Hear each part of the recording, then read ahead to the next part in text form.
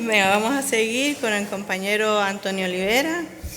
Es doctor en Economía Aplicada y siguiendo la dinámica de esta mañana, pues Antonio va a compartir con nosotros sus ilusiones, sus vivencias.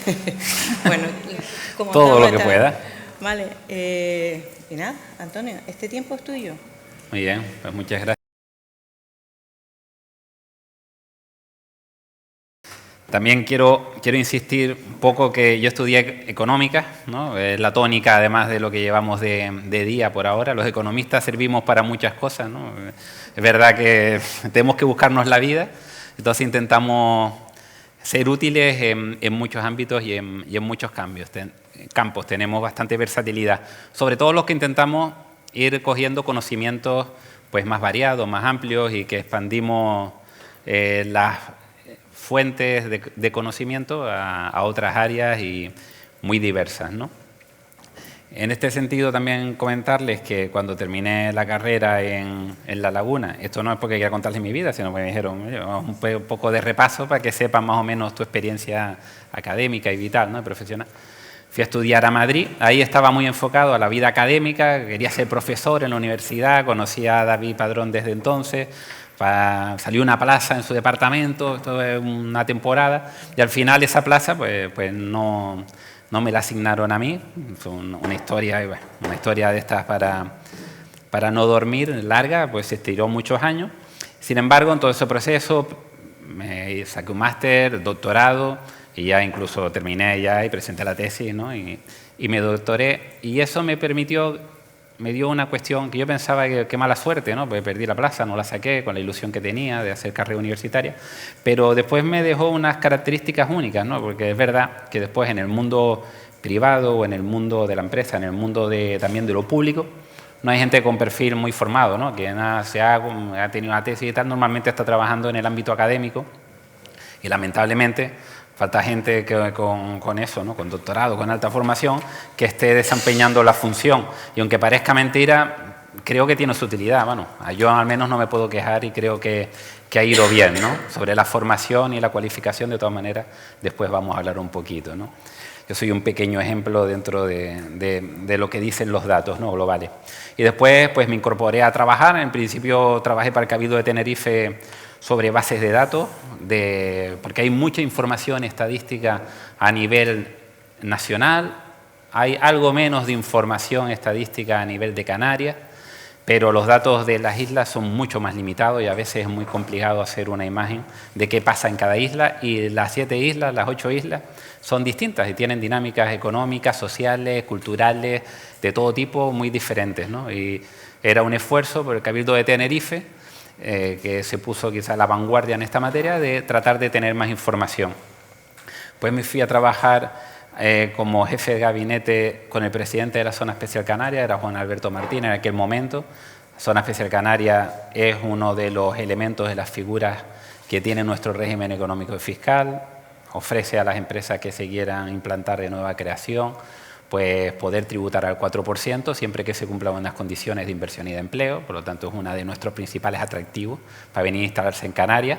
Mañana, cuando se cuenten los nuevos nichos de actividades económicas, la SECA ha sido un motor, un dinamizador de venidas de empresas y de surgimiento de empresas, pues también pueden invertirse de propios empresarios canarios a través de esta figura, y ha sido un elemento dinamizador interesante.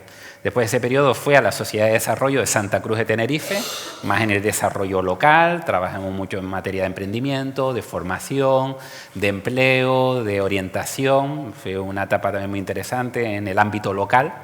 De la parte política, la local es siempre la más dura, sin lugar a dudas, está más ahí en el cara a cara, dando respuesta directa, digamos, a los vecinos, y es una experiencia muy interesante. Pues fui de asesor a un consejero del gobierno, era Paco Hernández Espínola, consejero de la presidencia, ya Pedro dirá las broncas que tuvo, ¿no? En aquel momento. Fue una legislatura muy dura porque fue la legislatura de los grandes recortes a nivel estatal, cuando provocamos una segunda recesión, ¿no? Después del año 2008, venía provocada por situación financiera, después nos provocamos nosotros mismos con las decisiones políticas, o una segunda recesión en 2010, 2011, 2012, ¿no? Fue muy duro, hubo que tomar decisiones muy difíciles, recortes que llevaron a más recesión, más miseria, más paro, más pobreza. Yo creo que en esta vez sí aprendimos y la respuesta que hemos dado a la crisis en 2020, 2021, 2022 ha sido totalmente diferente. Creo que se ha notado, la recuperación ha sido mucho más rápida, ¿no? Después fui a trabajar como director general con la vicepresidenta, con Patricia. Como saben, aquel gobierno terminó mal, se rompió rápidamente al año y medio y ya me monté mi consultora. Estuve trabajando 2 años en mi consultora, asesorando en materia económica. Y me llamaron ahí para ir a la SEC, pero esta vez de presidente. Tuve solo 9 meses, 10 meses, porque al final Ángel Víctor Torres fue nombrado presidente y quiso llevarme a su equipo de gobierno y estuve de viceconsejero de Economía. Y el 6 de julio me cogí la baja por paternidad, 16 semanas, que puedo garantizar que la verdad que es una gran decisión. Yo ahora estoy más contento de haber podido disfrutar 16 semanas de ver crecer a mi hija, ¿no? Me emociona porque además ha sido una suerte. Si hubiera estado en política, además lo hubiera cumplido estrictamente, porque creo que es un momento clave en la familia y estar y compartirlo, de lo que se trata, de conciliación y de vivirlo. Yo creo que después me hubiera arrepentido toda la vida y me hubiera gustado. Y ahora ya me toca, pues ya se me acabó lo bueno y volver a tener actividad, ¿no? Actividad profesional. Entonces, más o menos está mi trayectoria. Entonces, como han visto, he pasado por lo académico, por lo privado, por lo público, ¿no? En diferentes puestos. Y quiero decir una cosa, ¿no? Quiero reivindicar una cosa antes de empezar con lo que es la presentación estrictamente. Yo creo que lo público yo lo defiendo, digamos, a muerte. Decía antes Matías, no tiene buena fama, es verdad, no tiene buena fama. Y eso es un problema importantísimo, porque si no tiene buena fama, no vamos a atraer a la gente de mayor talento. Y eso es un problema, porque seguiremos provocando y haciendo más grande el problema. Si no hacemos atractivo la política, a la gente que puede aportar más en política, pues nos estamos condenando a nosotros mismos, ¿no? A tener gente que no motivar a los mejores para estar, ¿no? Y yo lo reivindico. Yo creo que sería bueno que todas las personas, y les animo a que en algún momento de su vida tienen oportunidad, participen activamente a nivel local, a nivel insular, a nivel regional, a nivel nacional, europeo, lo que sea, tener la oportunidad. Porque también hay que decir que cuando lo vives, para criticar de verdad la política tienes que haberlo vivido, haberlo sufrido. No dormir, estar pendiente cada mañana cuando te despiertas, que lo primero que cuando te despiertas vas al baño es abrir el Metrópolis, una aplicación que te pone el resumen de todos los periódicos, a ver qué lío tienes en ese momento. Y es imposible planificar, porque es que estás al albur de las circunstancias y de, digamos, el pollo del día, ¿no? Lo que haya sucedido, que te vayas a encontrar y es una pena, ¿no? Que la política lo hayamos convertido, digamos, en todo esto. Es complicado salir, pero también se puede salir. Deberíamos cambiarlo, hacer un esfuerzo. Pero es verdad que como está la política nacional, no son muy optimistas en que esto vaya a cambiar, digamos, en breve, ¿no? Pero reivindico la importancia que tiene y después podré explicar la importancia que tiene lo público, que es fundamental. Que lo público interviene de todas las formas posibles, da igual quién esté, a la vista. Antes le ponía un ejemplo, no es lo mismo la salida de la crisis en el año 2008, 2010, 2011, que la salida de la crisis en el año 2020. Lo que cambia son las políticas que se aplican, básicamente, ¿no? Pues bueno, voy a empezar con la presentación. Seguramente alguna cuestión compartiré con David Padrón, porque llevamos trabajando más de 20 años y seguramente coincidiremos en cosas. Él me la pasó y vi que habían cosas que estaban, digamos, vinculadas, ¿no? Y a pesar de que el tema que me han pedido más el de los factores que impulsan la convergencia, sobre todo los sistemas de compensación que existen, ¿no? Que son los sistemas de bienestar, los servicios públicos, el diálogo social y las reformas estructurales, después veremos que hay un elemento clave, que es el sistema productivo. Antes hacían algunas preguntas que seguramente también, cuando haga la exposición, dirán, bueno, podré explicar algunas de las cuestiones que salió antes también en el debate, ¿no? A ver. Ahora. Empiezo con esta diapositiva que me pareció que también la tenía David Padrón, porque es una que explica de forma muy interesante cómo es el proceso de creación y de reparto de la actividad económica, de los recursos económicos que hay en una sociedad, ¿no? Desde que se inicia el proceso de producción, donde los elementos clave son la productividad y la tasa de empleo, el empleo per cápita, ¿no? Para generar lo que es ese gran indicador macroeconómico que es el PIB, ¿no? El Producto Interior Bruto, renta nacional, como lo queramos, ¿no? Como lo queramos denominar, que tiene diferentes afecciones. Esa es la parte clave de la generación de la tarta, ¿no? Es decir, oye, hay un momento clave que es tratar de hacer que la tarta sea lo más grande posible, ¿no? Para empezar, en cualquier lógica nos lleva a que es más fácil repartir bien, de forma proporcional y justa, cuanto más grande es lo que tienes que repartir, ¿no? En principio, ¿no? Es más fácil. Por lo tanto, es muy importante el proceso de crecimiento económico, la productividad es el elemento fundamental, ¿no? Y en ese proceso se olvidaba hasta hace recientemente poco, hace 20 años quien hablaba de desigualdad no vivía en este mundo o era un peligroso economista heterodoxo o extraño de procedencia sospechosa, ¿no? Sin embargo, la desigualdad, cómo se reparten los recursos, ha ido ganando bastante peso.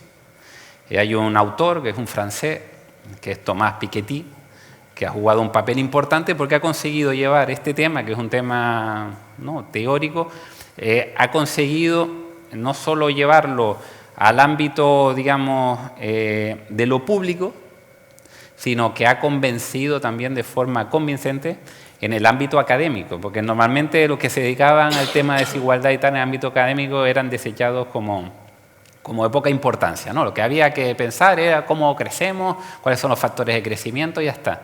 El reparto, la desigualdad de cómo se repartían esos recursos no importaba. Pues yo creo que lo que consiguió Thomas Piketty, seguramente basado en los trabajos de otros que eran muy buenos, Tony Atkinson, una serie de economistas que habían llevado trabajando muchos años esto, lo que consiguió él ponerlo en el foco.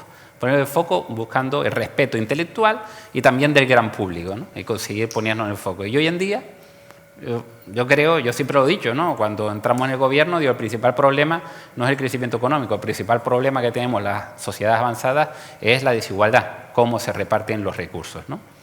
Entonces, al repartir los recursos hay varios procesos, ¿no? El primero hay un reparto natural, que es el reparto, digamos, o primario, ¿no? El primero que se da, que es, una vez generas la tarta, hay un reparto entre impuestos, rentas del trabajo y los excedentes brutos de explotación, que son los beneficios empresariales por Internet, ¿no? La renta que se quedan los empresarios, ¿no? Y en ese sistema es uno de los elementos que venía en el título de la charla. Hay elemento clave que es el diálogo social, ¿no? El reparto, cómo se genera. Y eso es fundamental. ¿Qué ha pasado en los últimos 50, 60 años en el mundo? No solo en España, claro, en España forma parte del mundo. Pues que los sistemas de diálogo social se han desequilibrado. Y ahora la fuerza, la potencia, la tiene más la parte patronal que la parte, digamos, de representación de los empleados, de los trabajadores, ¿no? Y se hace desequilibrado y en todo proceso de desequilibrio, pues lógicamente acaba fortaleciendo la acumulación de renta y de riqueza en pocas manos. Por eso, en los últimos 20, 30 años, los índices de desigualdad, los índices de concentración de la riqueza en el 1% de la población, que es uno de los indicadores, se está disparando, porque se ha desequilibrado por completo ese equilibrio entre las partes. Y ahí, por supuesto, ha tenido mucho que ver las políticas seguidas, también por los gobiernos, de forma deliberada, para debilitar la capacidad negociadora de los trabajadores. Para mí es un elemento fundamental, ¿no? Aparte de diálogo social, de establecer los acuerdos, es fundamental para poder, digamos, poner elementos que permitan que este reparto, sea el que sea, no lo debe determinar las autoridades, los gobiernos, pero debe realizarse al menos en un terreno de juego que esté más o menos equilibrado. ¿Vale? Que se decida, porque es verdad que las circunstancias pueden ser muy variadas, en determinados momentos puede interesar pues, a los trabajadores ser más responsables o renunciar aparte porque saben que es lo positivo para la empresa, que está en un mal momento, lo que sea, pero que sea decidido por las partes de forma equilibrada. Yo creo que es un elemento clave a garantizar aquí y por eso es muy importante la regulación laboral, cómo se definen, las políticas se siguen en esa materia. Reforzar la posición de los trabajadores.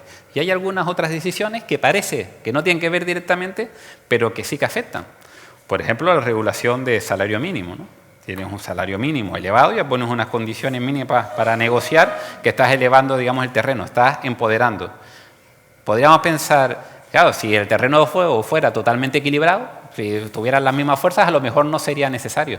Pero la administración a veces tiene que intervenir con políticas como esta para decir, mira, lo mínimo es esto, no vamos a mover, y esto te lo impongo. Y a partir de aquí empiezan a negociar, ¿no? A partir de ahí, para tratar de equilibrar. Son elementos que se pueden poner sobre la mesa. Por lo tanto, no es lo mismo unas políticas que otras. Unas equilibran, ayudan a equilibrar, porque no lo equilibran, lamentablemente, del todo. Ayudan a equilibrar más el campo de juego, el terreno de juego, y hay otras que no, que lógicamente lo que hacen es dar más poder a uno porque dicen que invertirán más, generan más empleo y prometen muchas cosas a futuro que después nunca pasan, ¿no? Y eso es un elemento importante. Es muy importante tener en cuenta que después lo que viene a posterior ayuda también a compensar, pero si la cosa no sale muy equilibrada de este primer paso, por muy esfuerzo que se haga, ya la cosa no va bien. ¿Por qué? Porque si hay mucho desequilibrio en esta primera distribución, todos los mecanismos que van a venir después van a tener que hacer un sobreesfuerzo. Y cuando haces un sobreesfuerzo, al final algunas cuestiones se plantean más a la crítica, hay elementos que dicen, bueno, esto es mucho, y es más fácil, como llamarlo, cuestionarlos por aquellos que no le interesen que estén esos incentivos de compensación y de igualación, ¿no? Cuanto más tiene que intervenir es más fácil criticar. Cuanto más tiene que dar rentas de apoyo para favorecer a quien ha quedado mal por el reparto de rentas inicial, pues es más fácil que critiquen, ya están dando ayuda con mis impuestos y tal, y toda esta cuestión. Por lo tanto, es muy importante tener en cuenta, y para mí es la clave en la distribución, es que el Estado intervenga. Sí, tienen que intervenir después para compensar un poco, pero lo primero que tiene que salir equilibrado es este punto. Si no sale equilibrado aquí, más o menos, ya después es remar contracorriente continuamente. Esa es mi opinión y además mi experiencia de lo que me he encontrado. Por lo tanto, yo la acción siempre mía y tal, y pensando, siempre la he querido concentrar aquí.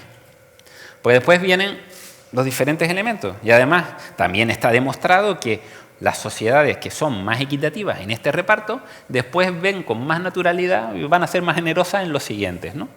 Entonces, el siguiente paso es lo que se llama el equilibrio, son los mecanismos que establece el Estado, ¿no? Vamos a llamarlo los sistemas de bienestar, que lo que ayudan es a compensar monetariamente las circunstancias. Están los impuestos, que si son de verdad progresivos, ¿no? Una cuestión que podemos también hablar mucho, ¿no? Pero una sociedad que tiene impuestos progresivos lo que hace es que los que más ganan pagan progresivamente mucho más que los que menos ganan y eso aportan al sistema y con esos recursos puedes aportar rentas a las personas que no tienen acceso a ningún tipo de renta, ya sea un salario mínimo, un ingreso mínimo vital, ya sea a través de las pensiones, de los elementos que reciben personas que han cotizado, que no han cotizado, que necesitan una renta y que el sistema ayuda a compensar ya monetariamente, ¿no?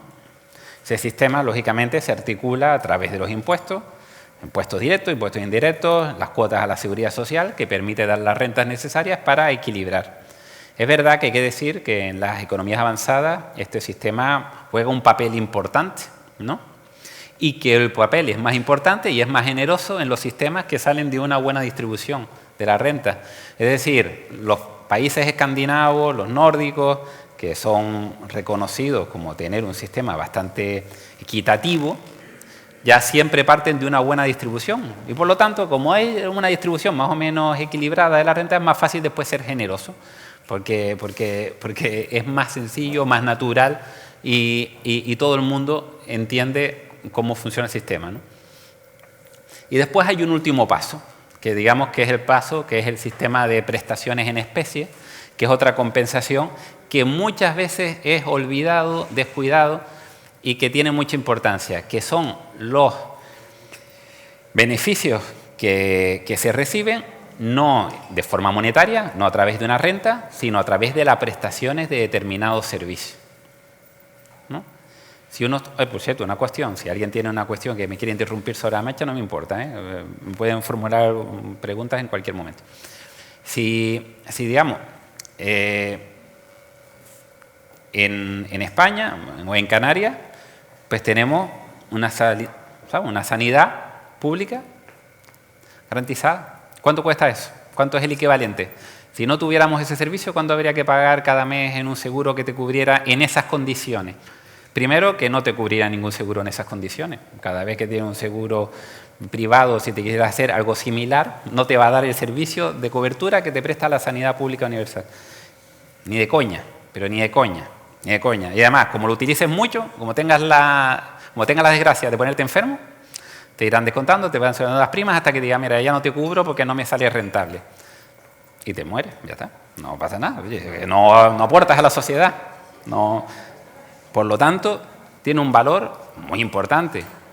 Todos hemos podido estudiar seguramente hasta lo que hemos querido gracias a una educación pública, es verdad que muy concertada, que ha jugado ese papel, por motivos diversos no pudo ser pública 100%, el camino más rápido fue la concertación, pero bueno, que en términos de usuario, ¿no?, tenía precio, ¿no?, muy razonable, casi gratuito, tenías la educación garantizada, incluso la universidad, ¿no?, por unas tasas que si vas a estudiar en el privado, los estudiantes españoles, afortunadamente, algún caso empieza a haber, pero bueno, tradicionalmente no han tenido que endeudarse, como en otros países, para poderse pagar la carrera que después ya devolverán en los primeros años de trabajo.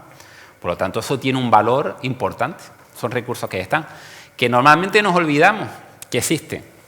Y yo creo que este es el gran, para mí es una de las cuestiones que están mejor pensadas de todo el sistema, ¿no?, de un poco de bienestar español, que es cómo estamos entre todos,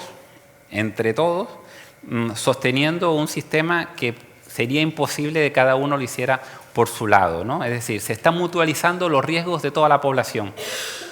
Como hay gente que tiene la mala suerte de tener una enfermedad, porque si hay algo de mala suerte en esta vida es tener una enfermedad, sobre todo una enfermedad, ¿no?, que se arrastre, que sea metal, pues oye, el conjunto de la sociedad lo estamos cubriendo, porque esa persona no podría permitirse, digamos, un servicio de esa calidad. Yo creo que eso no hay que olvidarlo nunca. En ningún otro sistema lo va a dar, es imposible. Los estadounidenses, que muchas veces presumen de muchos elementos, están a la vanguardia y tal, soñarían con un sistema sanitario como el español, porque si tienes la mala suerte en la vida, ¿no?, de que están las circunstancias, te tiraron los dados y te tocó la mala suerte de ser enfermizo, tener una enfermedad, pues quedas fuera del sistema, ¿no?, por completo. Y yo creo que es un elemento que hay que poner en valor y que no ponemos suficientemente en valor, ¿no? Después la responsabilidad, lógicamente, es de gestionar esos recursos de forma adecuada y equilibrada, ¿no? Por lo tanto, los elementos clave, siendo un poco de compendio, ¿no?, es hacer crecer la tarta, fundamental. Cuanto más recursos tengamos, seamos capaces de generar como sociedad, va a ser más fácil que podamos distribuirlos bien, que tengamos para todos. Muy importante cómo sale este recurso primario, y en ese recurso primario, en ese reparto primero que se produce en la sociedad, es muy importante equilibrar las fuerzas, medirlas bien. En eso la intervención, la regulación pública, los esfuerzos, también muchas veces hasta de los propios trabajadores, ¿no?, que no se toman suficientemente en serio participar, estar, digamos, afiliado a un sindicato, participar activamente en la vida, ¿no?, colectiva en este sentido. También es importante y mentalizar, ¿no?, el tema de cultura, que después también incidiré bastante, ¿no? Pues eso es muy importante. Y a partir de ahí, las transferencias y la recaudación de impuestos públicos, que ayuda a de traer recursos de los que más tienen para canalizarlos hacia los que menos tienen.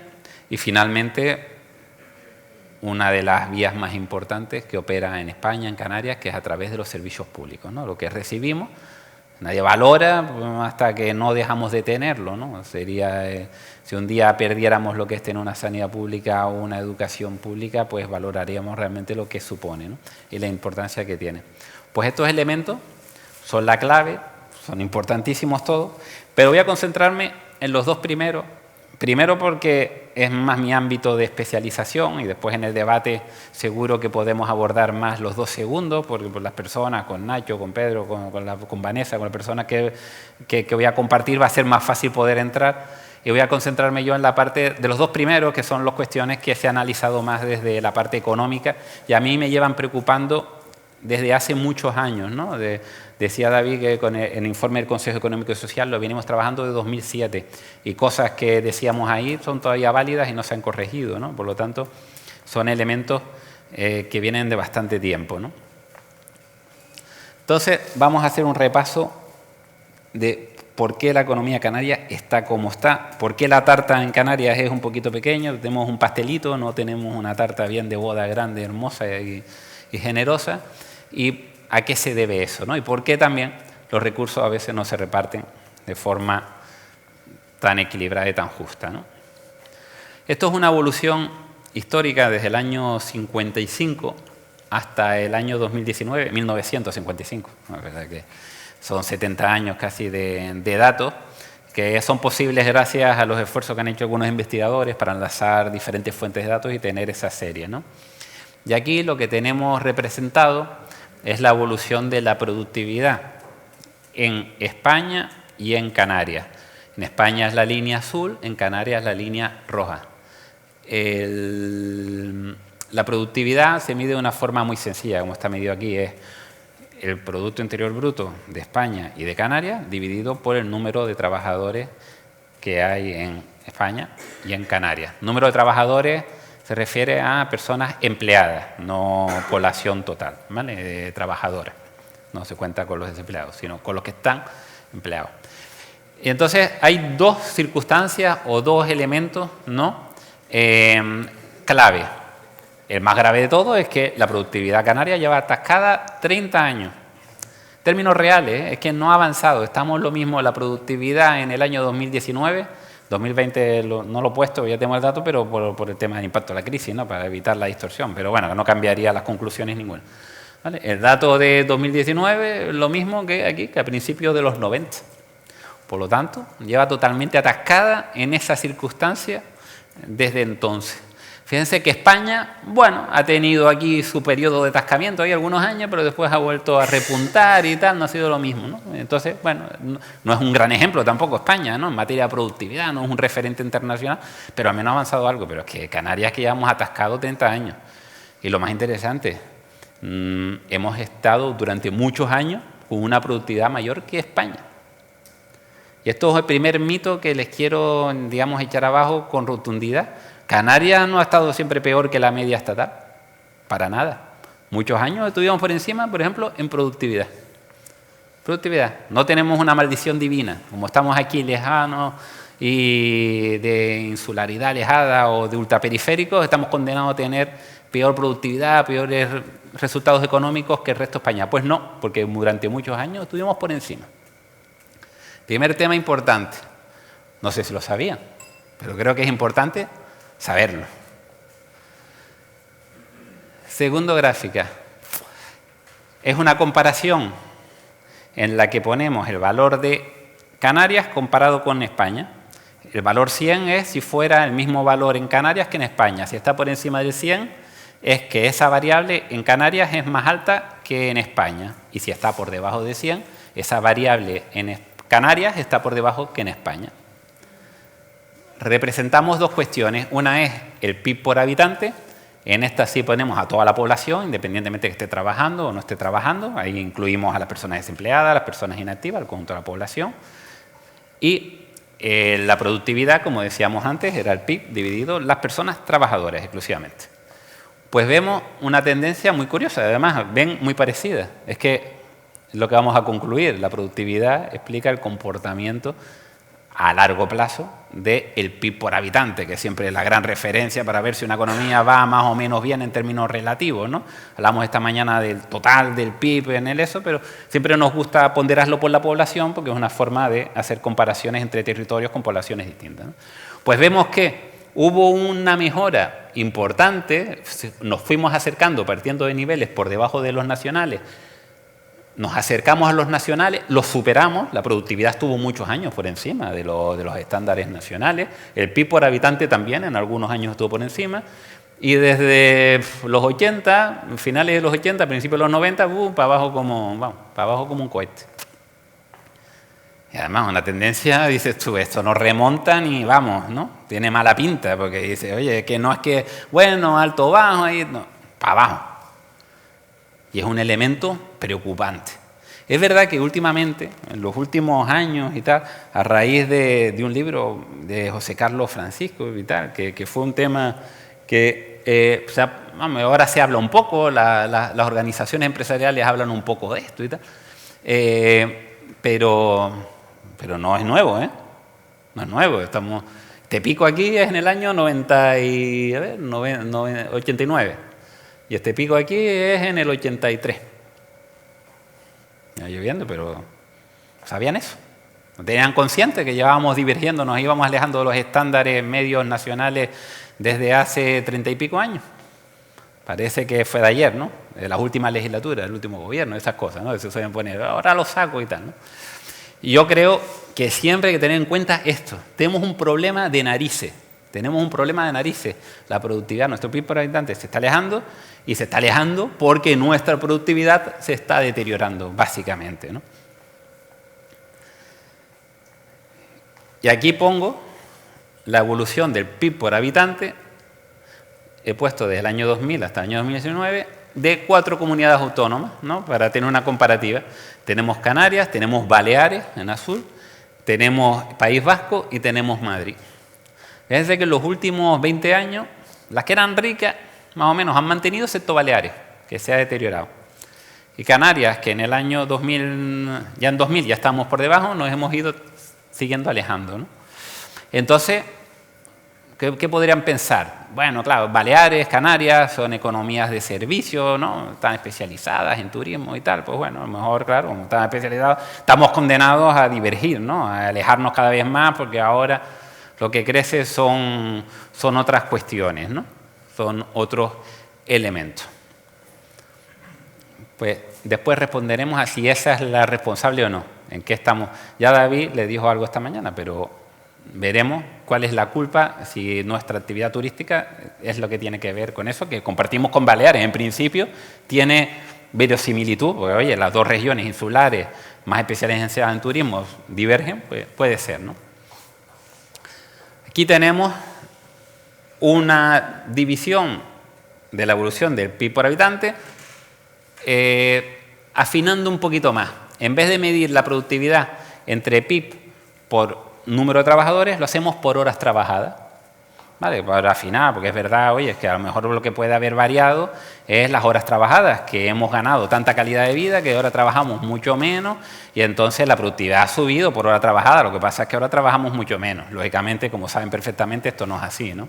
Los dos responsables de que el PIB por habitante haya bajado en estos años es la productividad por hora trabajada, la productividad, y lógicamente también hay un elemento que tiene peso, que no se puede negar, que es la tasa de empleo, que también lo sabemos, ¿no? Que lamentablemente el mercado de trabajo en Canarias pues no aprovecha tanto los recursos humanos como en el resto de España, que tampoco España es un gran referente internacional, como sabemos, de tasa de paro y del mercado laboral, ¿no? Pero lo cierto es que las tendencias de largo plazo, la tasa de empleo es importante, ¿eh? No lo podemos olvidar, porque es verdad que todavía la tasa de empleo en Canarias sigue siendo superior, ¿no? Que la tasa de desempleo en Canarias sigue siendo superior que en el resto de España. Pero el elemento que está de fondo, el que tiene papel más estructural, el que viene de más lejos, el que explica los grandes movimientos en Canarias, de nuestro PIB por habitante, de por qué nos alejamos de la media de España, es la productividad, ¿vale? Entonces, vamos a comprender, vean, la productividad, la hemos escuchado un montón, pero todavía no entiendo qué es eso de la productividad, ¿no? ¿En qué consiste? ¿Qué viene? ¿A qué se debe? Decíamos antes, Bueno, pues a lo mejor es que, claro, Canarias como está especializada en servicios, en turismo, en tal, y no tiene industria, pues bueno, pues claro, lo tiene más difícil, estamos condenados, ¿no?, a tener menor productividad. Entonces lo que he hecho, pues, ha sido una comparativa interesante, que es cuánto ha crecido la productividad en una serie de sectores económicos, tanto en España como en Canarias, y también he puesto al lado, ¿no?, cuál es el peso sectorial de esas actividades en Canarias, para tener una referencia, ¿no? Y lo que extraemos, y es lo que más importante, yo creo, de esta tabla, es lo siguiente, que el problema es que la productividad ha avanzado especialmente mal en todos y cada uno de los sectores económicos, en Canarias, respecto al resto de España. No es culpa de que tengamos más turismo o no, más comercio, transporte y hostelería. Fíjense que en el comercio, transporte y hostelería la productividad no es que no haya crecido, es que ha ido para atrás un 1,25% de media anual en los últimos 20 años en Canarias. En España tampoco es que fuera una maravilla, pero ha decrecido bastante menos. Por lo tanto, el problema no es que tengamos más turismo, el problema es que en todos los sectores económicos, independientemente de eso, pues tenemos peor productividad que el resto de España. Hay alguna excepción, pero es limitada, ¿no? Es limitada. Y más importante de todo, también es interesante, hay servicios que avanzan bastante en productividad. Por lo tanto, no es cierto que la industria siempre se comporte mejor que los servicios. Hay servicios como, por ejemplo, información y comunicaciones, que se han comportado muy bien, las actividades financieras y de seguro, que han avanzado muy bien, las actividades artísticas y entretenimiento, que han avanzado bastante, la construcción, la agricultura, que han avanzado bastante bien en productividad. O sea, por lo tanto, no es que, digamos, estemos condenados porque tengamos poca industria. El problema está en que todos los sectores económicos avanzamos menos que el resto de España. Y ahí tenemos un problema importante. Ahora viene toda la explicación, pues. Pero es importante tener esto en cuenta, porque es verdad, ¿no?, le sonará mucho decir, bueno, Canarias lo tenemos más difícil porque no tenemos industria, ¿no? Es uno de los grandes factores explicativos que se da normalmente a por qué nuestro desempeño es... Pues ya sabemos que no es por eso. Es verdad que la industria, pues bueno, puede tener un avance de productividad que no está mal, ¿no?, en diferentes en esto, pero hay actividades de servicio que avanzan mucho más y siempre el comportamiento de Canarias en todos los sectores es peor que en el resto de España. Por lo tanto, no es ese el motivo. No es ese el motivo. Podemos descartar uno de los motivos de los falsos mitos, ¿no?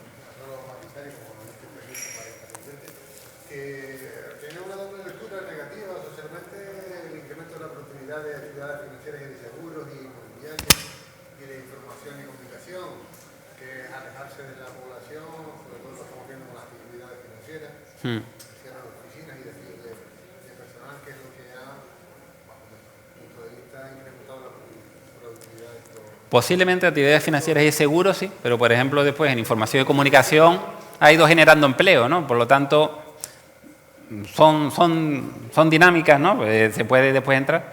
Pero lo que quería sí que quedara claro es que no es culpa del sector, no es culpa de la especialización sectorial, nuestro problema. Es un problema que está más generalizado, más enraizado que nuestra especialización. Por lo tanto, el problema sabemos que no es nuestra especialización sectorial, ¿no? ¿Qué se sabe cada vez más? Yo creo que esto ha sido temas que hemos ido aprendiendo recientemente, ¿no? Afortunadamente, en los últimos años hemos ido teniendo cada vez más acceso a información, ya no agregados macroeconómicos del conjunto de la economía, el conjunto de los sectores, sino incluso ya hemos tenido información sobre empresas. Entonces podemos medir la productividad de cada empresa, ¿no?, de grandes grupos de empresas.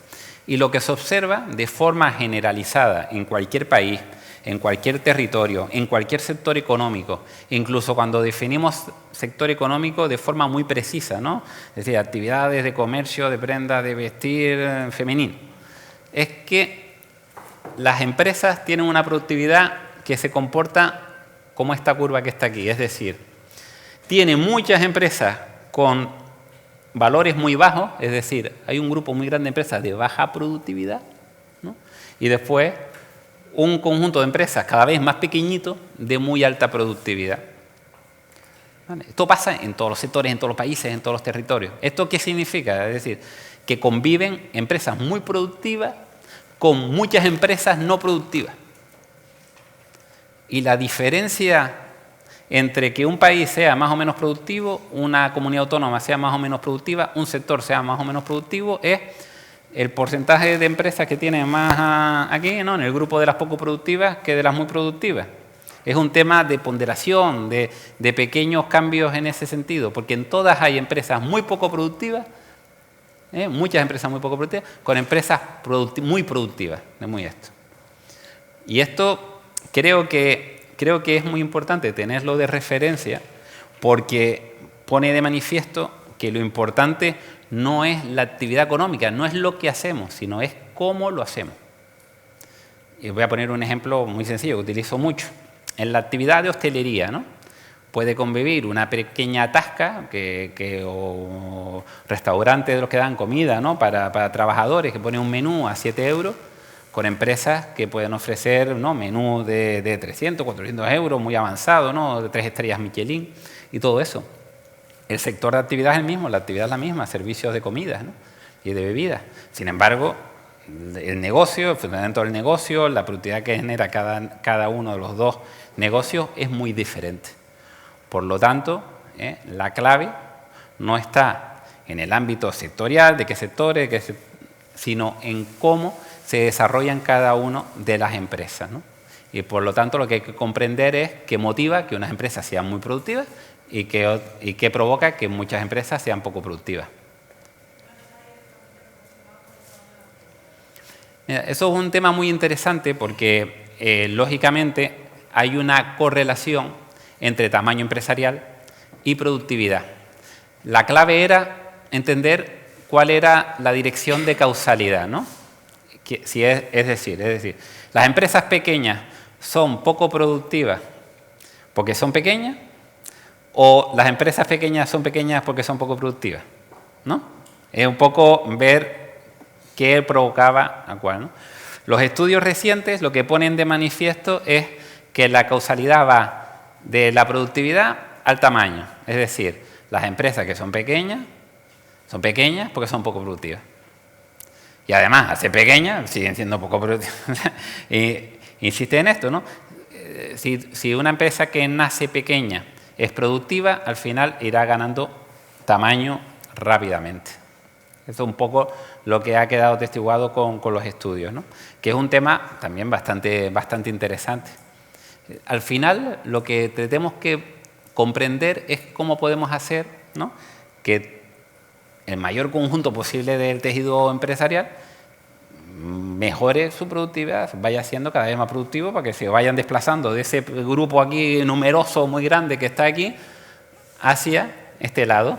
¿Ven la diferencia con Francia o con Alemania, con España y con Italia? Es que las de Alemania y de Francia están un poquito más para acá. Las diferencias tampoco son, vamos, que estén totalmente diferenciados, pero esos pequeños cambios, ¿no?, generan unos resultados macro muy diferentes. Por lo tanto, hay que hacer, es decir, hay que convencer que las empresas poco productivas imiten los elementos que hacen a las más productivas. Y lo bueno es que tenemos ejemplos, no es que estamos condenados, es que en Canarias no hay empresas que sean muy productivas. Las hay, vamos, productivísimas, que son ejemplos, que son referentes. Lo que tenemos es que conseguir que cada vez más empresas imiten las prácticas de esas que lo están haciendo bien. Esta mañana estaba escuchando de dónde venía, de que eran delegados, y hay empresas que están haciendo elementos y que son referentes en su sector, lógicamente, y que son un ejemplo, no solo a nivel de Canarias, sino incluso a nivel nacional, ¿no? Que tenemos es que tratar de que eso cada vez sea más numeroso en nuestro tejido productivo, ¿no? Y por eso es importantísimo comprender qué es lo que determina que unas empresas sean más productivas, ¿no?, que otras. Es donde debe estar la clave. Que creamos o no, es llegar, digamos, a un punto importantísimo, ¿no? Entonces, ¿cómo podemos mejorar la productividad empresarial, ¿no? Hay dos formas claras, ¿no?, de elementos. Uno es mejorando que la empresa sean sí más productivas, ¿no? Que cualquier empresa mejore sus procedimientos, su forma de generar actividad económica y aporte más valor. Y lo segundo es conseguir que las empresas que son más productivas pues tengan mayor presencia y tengan mayor peso en su propio sector económico, ¿no? Si ponemos más peso de la actividad económica en las empresas que son más productivas, el conjunto del sector mejorará su productividad global porque las que son más productivas tienen mayor peso, tienen mayor presencia, son más importantes. Son los dos elementos clave. Entonces vamos a comprender lo primero, lo que es más lógico es qué es lo que permite que las empresas mejoren su productividad interna, qué es lo que sabemos, cuáles son los elementos clave.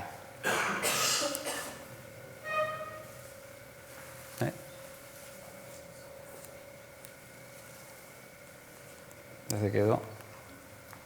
¿Sí, no?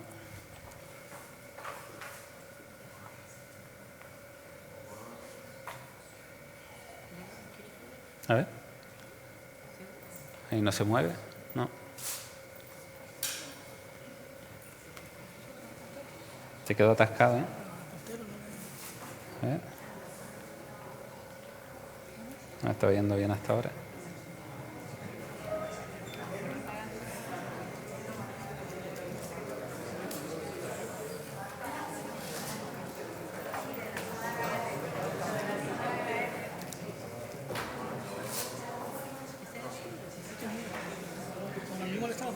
Sí, sí.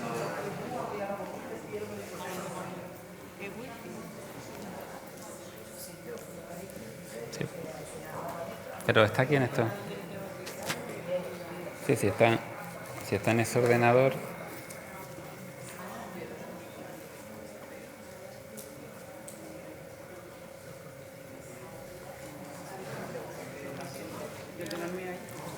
Si no lo cambiamos y lo damos manualmente, pero tampoco. No, pero tampoco.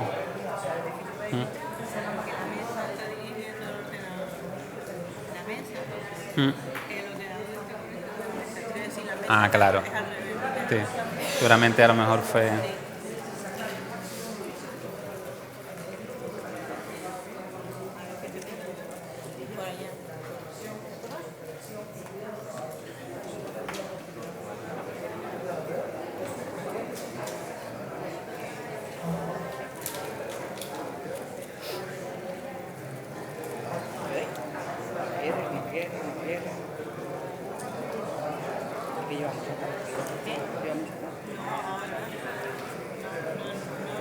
No.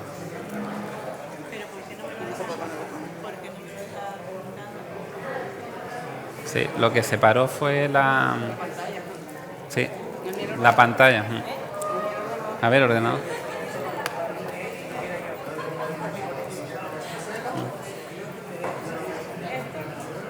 No, porque aquí tampoco pasa.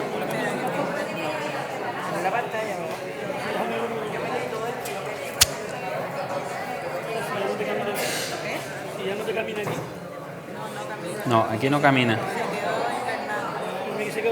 A ver, sí. Y ahora sí.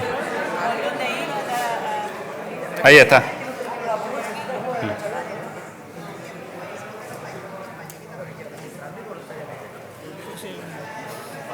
Muchas gracias. Pues bueno, retomamos ya después de solventado el problema técnico. Retomamos los factores que dependía de la productividad, digamos, en cada empresa, ¿no? Algunas cuestiones que se han comentado, pero lo primero y fundamental es la calidad de los inputs, ¿no? Que utiliza la empresa para realizar la producción y que implica tanto los físicos como los humanos, ¿no? Entonces, hay dos elementos fundamentales que han dicho, que se han analizado y que influyen determinantemente. Uno es,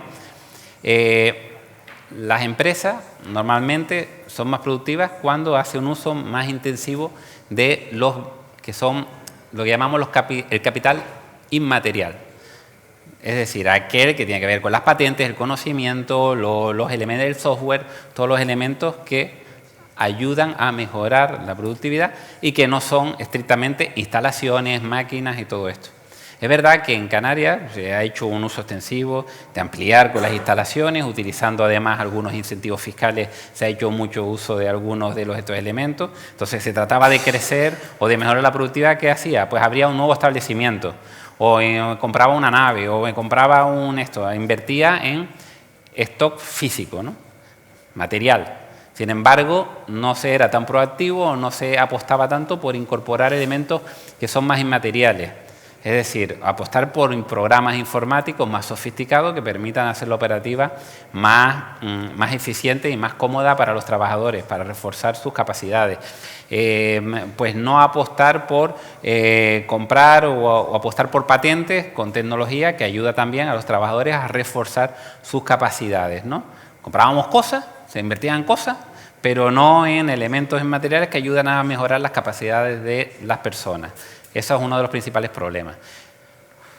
En materia también importantísimo, la capacidad y el conocimiento de los trabajadores. Es básico, se repetía antes, ¿no?, que es fundamental mejorar la capacidad y el talento de las personas y sacarle además partido, ¿no? Ponerlos en puestos en los que se pueda utilizar ese conocimiento y ese talento. Y si no lo tienen, reforzarlo, mejorarlo, formarlo, irlos incorporando. Eso es un elemento muy determinante y que está muy vinculado, ¿eh? No solo la cantidad de conocimiento que tienen, sino también la adecuación de ese conocimiento a las tareas que desarrollan. Por lo tanto, lo que es el capital humano es uno de los elementos también clave y fundamentales para hacer que las empresas produzcan mejor, ¿no? El uso de la capacidad innovadora. También es muy importante que las empresas no se acomoden o no busquen estrategias de crecimiento basadas en imitar lo que hacen otros, en traer tecnología, digamos, ya obsoleta, sino en innovar, incorporar nuevos procedimientos, estar continuamente pensando y buscando nuevas fórmulas de cómo hacer lo mismo mejor, cada vez mejor, ¿no? Son muy importantes que se haga una apuesta decidida por ello, y son elementos de costumbres y de política empresarial que se tiene que creer bastante, ¿no? Learning by doing lo que quiere significar es que no es lo mismo, digamos, cuando viene de tradición de hacer actividad económica, que vas arrastrando el conocimiento, de hacer negocios, de cómo funcionan las cuestiones, a que cuando te metes en una actividad económica por primera vez, ¿no? El conocimiento, por eso Canarias quizás a veces tiene algunas limitaciones, o las empresas canarias, porque es verdad que el despegar económico en Canarias se produjo en los 50, en los 60, ¿no? Recientemente no había tradición, digamos, económica, empresarial, como había en otros territorios, por ejemplo, Baleares, ¿no?, que llevan muchos años con la industria del calzado desde el siglo XVII, XVIII. Entonces, en Canarias faltaba esa capacidad, ese conocimiento relevante que se necesita para sacar adelante los negocios, ¿no? Y, por supuesto, el último elemento que pongo de manifiesto es la capacidad de gestión, ¿no?, empresarial. Porque lo que se ha puesto cada vez más de manifiesto es que las empresas que se gestionan mal, lógicamente, lo que están haciendo es no aprovechar muy bien sus recursos humanos, sus recursos materiales, no están mentalizándose ni enfocándose a la innovación, en esa capacidad. Y los indicadores que hay, no hay demasiados sobre Canarias, hay dos estudios, uno se hizo en 2007, otro se hizo en 2014, por lo tanto he pasado mucho tiempo y encima no. Pero lo que sí ponían de manifiesto es que las capacidades gerenciales en Canarias eran muy mejorables, ¿no? De hecho, en el último informe hay un indicador que yo creo que es totalmente demoledor, que es que el 84% de los empresarios declaraban, o de los directivos, declaraban que no medían el rendimiento de la actividad, de lo que hacían, ¿no?, de cómo funcionaba el desempeño que tenía la empresa. Y por lo tanto, lógicamente, es un elemento que lastra. Si no mides, ¿cómo vas a mejorar, no?, si no te mides? Por lo tanto, son los elementos que están detrás, los elementos fundamentales que están detrás de mejorar la capacidad de la empresa, ¿no?, la productividad empresarial. Para mejorar lo que son elementos para aprovechar mejor los recursos, se pueden sintetizar, sobre todo el elemento más relevante, sobre todo para acelerar, porque ya me hicieron la señal, es la parte de regulación de los mercados. Es decir, es muy importante para aprovechar el potencial de las empresas, sobre todo aquellas que son más productivas, que haya buena regulación, no poca regulación, sino buena regulación. No es tan importante la cantidad como la calidad de la regulación, ¿no? Si la regulación hace complicado iniciar actividad económica, hacer crecer los negocios, va a ser muy complicado precisamente que las empresas que les va bien puedan seguir creciendo, seguir aportando, porque se ven paralizadas habitualmente por la burocracia y por el exceso de carga administrativa, de trabajo, ¿no?, que se van encontrando. Por lo tanto, es fundamental que haya regulación que permitan crecer a los que tienen ganas y voluntad de crecer, porque a veces lo que hace una mala regulación es proteger a los que son ineficientes, haciendo y perjudicando sobre todo a los que pueden ser eficientes, seguir creciendo, pagando mejores salarios, repartiendo mejor los recursos, etcétera, ¿no? Pero hay que tener en cuenta lo siguiente, que es que todos esos elementos, mejorar el capital humano y la formación dentro de la empresa, mejorar la capacidad gerencial, mejorar pues la capacidad innovadora, mejorar todos estos elementos, está claro que mejorar la productividad están vinculados, pero dirán, pues bueno, pues hagámoslo, ¿no? Si estás ahí, pues tomo políticas educativas para mejorar la formación, con políticas activas de empleo, implemento también medidas para fomentar la innovación. ¿Por qué si es tan directo? ¿Por qué no lo hacemos? ¿Por qué no resulta tan fácil?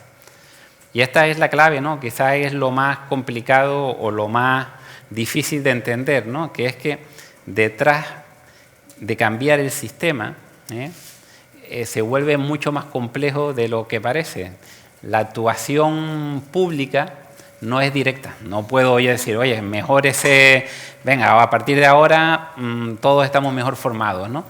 Y ni siquiera puedo hacer, porque si la gente no se quiere formar, yo saco y promuevo impulsos de formación y la gente no quiere formar, si las empresas no valoran a la gente que se forma, ni le pagan mejor, ¿qué incentivo tiene la gente para formarse? Si el mercado no valora a las empresas que están innovando y valoran más, por ejemplo, a las empresas que siguen políticas de acercamiento o de captura de rentas públicas, ¿no? Porque yo voy buscando subvenciones, me va mucho mejor que poniéndome a innovar. Pues lógicamente, si no hay los incentivos adecuados, por mucho que impulses políticas para favorecer todos esos comportamientos, no vas a lograr ningún resultado. Y eso es muy importante tenerlo en cuenta, porque por debajo de todos estos factores económicos que hemos estado viendo, hay una serie de factores, digamos, vamos a llamarlos lo que llamamos factores fundamentales, causas fundamentales del crecimiento, que están por detrás, que son todavía más importantes, que son las instituciones y la cultura, ¿no? Y a ver si consigo, digamos, explicar esto con facilidad, ¿no? Las instituciones normalmente son las normas, las leyes, las regulaciones que determinan que haya unos incentivos hacia unas cuestiones o hacia otras, ¿no? Si somos capaces de establecer leyes que favorezcan que las empresas que apuestan por la innovación se vean beneficiadas o tengan un rendimiento, les vaya mucho mejor, lógicamente conseguiremos que las empresas quieran invertir en innovación. Es fundamental. Si hacemos una regulación que ponga en valor, que facilite que la gente se forme, se cualifique y que también provoque que las empresas valoren, estén dispuestas a pagar mejor a la gente que quiera formarse, que tenga mayor cualificación, también generaremos el incentivo, ¿no? Por lo tanto, es fundamental, las instituciones nos referimos a esos incentivos que generamos a través de las políticas o de las decisiones públicas, de las leyes, de los decretos, del marco constitucional, para favorecer unos comportamientos y no otros. Porque la acción de la política es muy sutil. La política no es ordena y mando, no es ahora todo el mundo está más formado. No, tenemos que generar los incentivos adecuados para que la gente quiera hacerlo, tenga voluntad e incentivos para hacerlo. Y eso es muy complejo porque hay que afinar bien, hay que comprender la sociedad, porque otra cosa que sabemos es que cada sociedad es distinta. ¿Por qué? Porque cada sociedad tiene una cultura distinta. Y con cultura no me refiero aquí a la parte de bellas artes, ¿no? Me refiero a los principios, las creencias, los valores que tenemos dentro, ¿no? Si estamos en una sociedad que no nos queremos, digamos, o que no creemos en la innovación, que preferimos capturar rentas, subvenciones y tal, pues es difícil, ¿no?, que pongamos poner en marcha o que prosperen las políticas de incentivo a la innovación. Si tenemos una sociedad digamos, que está acostumbrada a invertir en ladrillo, ¿cómo lo convencemos para que en vez de comprar tantas naves, comprar un nuevo o hacer un nuevo edificio y tal, pues invierta en un software de gestión que le va a ahorrar mucho dinero y a mejorar las capacidades de sus trabajadores? Es más complicado, ¿no? Por lo tanto, la cultura marca un entorno general, unas creencias, unos valores, en principio, que tenemos que tener en cuenta para diseñar el marco de incentivo adecuado que conduzcan a las empresas, a las personas, a los trabajadores, a tomar las decisiones adecuadas para fomentar su formación, su innovación, todos los elementos que destacábamos anteriormente, que las empresas tengan una motivación por decir voy a mejorar mi gestión empresarial porque creo que si estoy mejor gestionado va a valer la pena, ¿no? Son elementos que son complejos, ¿no? Y has visto cómo está todo vinculado y hace el sistema ¿no? de cambio un sistema altamente complejo. Por eso es tan difícil tomar decisiones. Dice, si yo tuviera político tomaría decisiones. Porque hay que tener en cuenta que las políticas que se toman, aunque sean bien intencionadas, aunque tengan por finalidad los elementos que hemos estado viendo, quiero mejorar la formación de las personas, si no tienen en cuenta todos estos elementos, van a fracasar. No van a acabar calando. Si son contrarias a la cultura, van a tener un primer problema, porque la gente no lo va a asimilar con normalidad. Tenemos que saber navegar en este entorno hipercomplejo para acertar con las decisiones. Y no hay políticas que sirvan, no hay nada que esté corto y pega, y me funciona perfectamente. Ahí es donde debe estar la clave, ¿no? Y por eso muchas veces pues lleva, digamos, a frustración todas estas cuestiones, ¿no? También hay que decir que las instituciones y la cultura cuesta cambiarlas. También tenemos que tener en cuenta esto. Pero no quiere decir que no se pueda cambiar, ¿no? Y voy a poner una serie de ejemplos para que lo entiendan, ¿no? Por ejemplo, se pueden recordar que hace muchos años era habitual fumar en espacios muy diversos, ¿no? Cuando uno ve las fotos, los vídeos de la transición, vamos, el Congreso de los Diputados parecía aquello que era Londres, ¿no? Lleno de niebla, fumaban dentro. Hoy es totalmente impensable que nadie fume en un espacio cerrado, ¿vale? ¿Cómo se empezó a cambiar? Eso. Hay una cultura en España de, bueno, fumó en cualquier sitio, ¿no? Era normal, no había... Se puso unas instituciones, cambios normativos, que fue acotando poco a poco los espacios en los que se podía fumar. Y fue creando eso a su vez una cultura de decir, oye, aquí no se puede fumar, la gente que no era fumadora se veía empoderada para decirle lo que fumaban, oye, aquí no, puedes fumar aquí. Y poco a poco fue cambiando. Y ahora, aunque elimináramos esa regulación, yo creo que la cultura ha cambiado ya tanto que no sería necesario ya prohibirlo, sino que es una norma de convivencia social, de decir, oye, no es necesario fumar aquí, puedes hacerlo acá. O con las normas de tráfico, ¿no? Con las normas, por ejemplo, de tráfico. Antes... Yo de pequeño, con mi hermano, me iba dando de tortazos en el sillón de atrás, sin suelto, jugando, moviéndonos. Y tal. Hoy, vamos, hoy ¿a quién se le ocurre llevar al niño sin estar en la sillita, con el cinturón y tal? A nadie. ¿Cómo pasó esto? Antes morían en España 5.000 personas al año. Ahora estamos por debajo de 1.000. ¿Qué es lo que ha llevado a esos cambios? Poco a poco se fue regulando, poniendo las penas, el carné por puntos, endureciendo, con campañas muy duras, y se fue cambiando la cultura. Y ahora incluso, si quitaras todas las penas que tenemos, la regulación en contra, ya a nadie se le ocurriría ya pues subir al niño, por ejemplo, sin ponerle la sillita, el cinturón, porque sabe que no estaría seguro. Por lo tanto, la cultura de las instituciones puede cambiar, y como puede cambiar y ha cambiado en esos espacios, podría cambiar también para hacer procedimientos más constructivos socialmente. Podemos hacerlo poco a poco para que la sociedad se vuelva cada vez más innovadora. Y voy a acabar con este elemento para que vean cómo puede estar, por ejemplo, cambiando en este sentido y cómo se deben construir y lo difícil que es hacerlo, porque de hecho lo que voy a contarles ahora no ha pasado de forma deliberada política, ha pasado por casualidad, ¿no? Año 2014. Se revisa el se revisa el impuesto de sociedades y se incluye un cambio que afecta al incentivo, a la deducción por incentivos en I+D+I. Lo que se hace fundamentalmente es canalizar a través de mecanismos, son agrupaciones de interés económica, que es un mecanismo ahí particular para canalizarlo, que facilita que el que tiene dinero no es el que tenga que hacer la actividad de I+D+I, que puede canalizarlo. Yo tengo dinero, tengo recursos y se lo pongo a alguien que tiene ideas, que tiene proyectos de I+D+I y yo me beneficio fiscalmente de los proyectos que han hecho ellos, ¿no?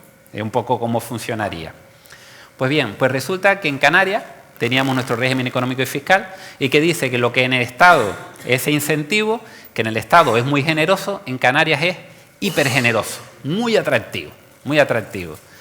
Y por lo tanto empieza a descubrirse que dice, está muy bien hacer I+D+I en España, ahora está mejor, pero es que en Canarias es la hostia, porque tiene unos incentivos tremendos, ¿no? Y entonces en los últimos 4 años ha ido creciendo de forma importante el uso de este incentivo y cada vez más empresas se están incorporando a las actividades de I+D+I porque han visto, oye, que es interesante, tiene un resto fiscal y encima después le está dando buenos resultados, le está haciendo ganar competitividad, etcétera, ¿no?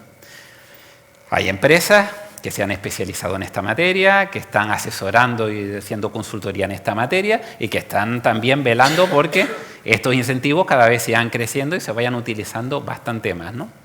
Por lo tanto, es todavía inicial, pero es verdad que en los últimos 5 años el empleo se está triplicando, los incentivos fiscales están multiplicándose por 10, por lo tanto hay un cambio importante.